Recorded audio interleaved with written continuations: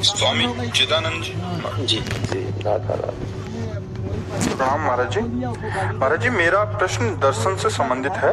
भगवान महाविष्णु के अवतार परम ऋषि कपिल द्वारा वर्णित सांख्य दर्शन तथा उन्हीं भगवान के अवतार द्वारा वर्णित वेदांत ब्रह्म सूत्र में भेद क्यों, तथा उन्हीं भगवान के उपासकों में इतना मतभेद का कारण क्या है? इसका समाधान। देखो, बात यह है कि भगवान ने अलग अलग स्वभाव की रचना की है।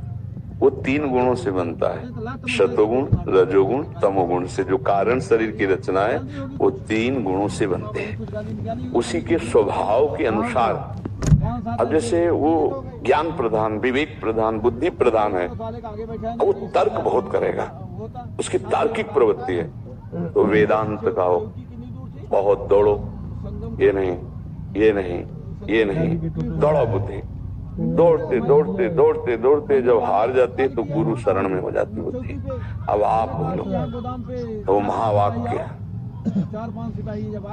जो गुरुदेव देते हैं ना, विचार्यताम, आदि गुरु भगवान शंकराचार्य, महावाक्यार्थस्य विचार्यताम। वो जो उस विचार में डूबा और तन्मयता हुई गुरु प्रसाद से, तो उसी तत्व को प्राप्त हो जाता है। अब कोई भाव वाला है, भक्ति मार्ग, कोई क्रिया प्रधान है, कर्मयोग का, कोई ज्ञान प्रधान है, सांख्य योग, वेदांत दर्शन, अष्टांग योग। भगवान ने उपासकों की भिन्न भिन्न रुचि के अनुसार उसी परमात्मा प्राप्ति के लिए भिन्न भिन्न मार्गों का वर्णन कर। अब भिन्न मार्गों से चलने वालों का मत नहीं मिलेगा, लेकिन पहुंचे हुए भिन्न मार्गों से सबका एक ही होगा। रास्ते अलग अलग हैं तो इसलिए हाथ नहीं मिला सकते, सिद्धांतों में भेद होगा, लेकिन जब सब पहुंचेंगे तो वहां एक ही होगा जहां गोता लगेगा। चाहे ज्ञान से जाओ, चाहे भक्ति से जाओ, चाहे योग के द्वारा जाओ। समाधि में संकल्प रहित होकर उसी परमात्म चिंतन में डूब गया, चित्त वृत्ति का निरोध करते हुए असंप्रज्ञात विचक्षणा समाधि, संकल्प विकल्प रहित परमात्मा स्वरूप में ज्ञान के द्वारा तीनों शरीरों का बाध करके चित्त वृत्ति का चिंतन रहित होकर अपने स्वरूप में अपने आप से अपने आप में स्थित हो गया। भक्ति के द्वारा चित्त वृत्ति का निरंतर भगवान का चिंतन करते हुए तन्मय होकर मैं का विस्मरण हो गया और भगवत स्वरूप हो गया। बचता एक ही है। पूरा सवाल लगता है सांख्य योग से, वेदांत दर्शन से, अष्टांग योग से, कर्म योग से, भक्ति योग से। तो सवाल का हल जब निकलता है तो एक बचता है। देखो, जैसे भक्ति का, ब्रह्म नहीं, माया नहीं, नहीं जीव नहीं काल, अपनी सुधिना रही एक रहे हो नंदलाल। केवल श्याम, मैं श्याम सुंदर का भजन करता हूं, ऐसा भक्त का स्थिति नहीं होती। मैं का विस्मरण केवल श्याम सुंदर, मन बुद्धि प्राण चित्त अहम सब कृष्णाकार, मैं का विस्मरण।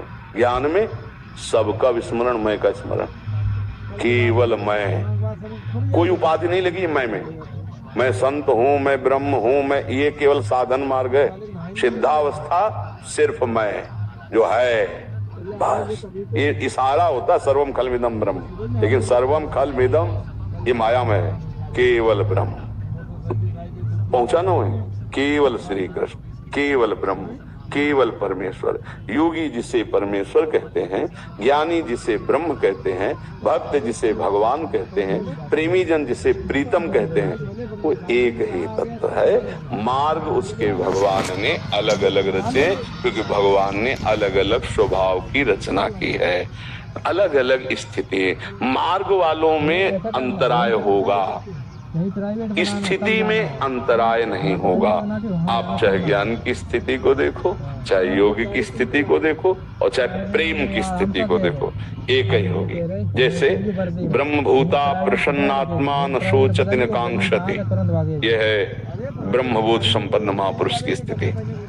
कोई सोच नहीं, कोई इच्छा नहीं, पूर्ण अपने में। ब्रह्मभूता प्रसन्नात्मा न शोचति न कांक्षते, समा सर्वेषु भूतेषु मद भक्तिम लभते पराम। मेरी पराभक्ति का लाभ क्या हुआ?